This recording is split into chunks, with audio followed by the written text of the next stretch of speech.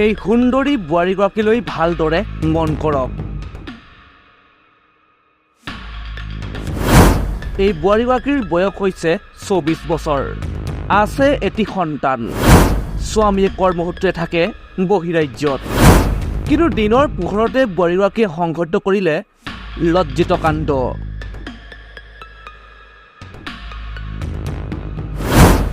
বোৱাৰীগৰাকীৰ কাণ্ডক লৈ এতিয়া চৌদিশে চৰ্চা।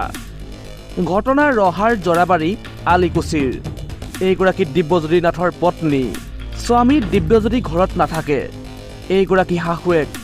স্বামী নথকাৰ হেতুকে কণমানি সন্তানীৰ সৈতে শাহুৱেকৰ লগত থাকে বোৱাৰীয়েক।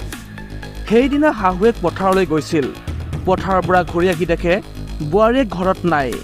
সন্তানক ঘৰতে এৰি নিৰুদ্দেশ এতিয়া বোৱাৰী।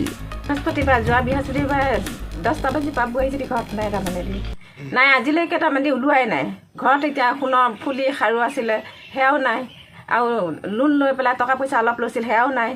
আকৌ ঘৰ বনাবৰ কাৰণে দ্বিতীয় কিস্তি 48,000 সোমাইছিলে তাইৰ হাততে জমা থৈছিলোঁ, সেয়াও নাই। ঘৰৰ কামো নকৰিলে। এতিয়ালৈকে খবৰ পৰা কিমান দিন হ'ল? খবৰ নোপোৱা? আজি এসপ্তাহ হ'ল।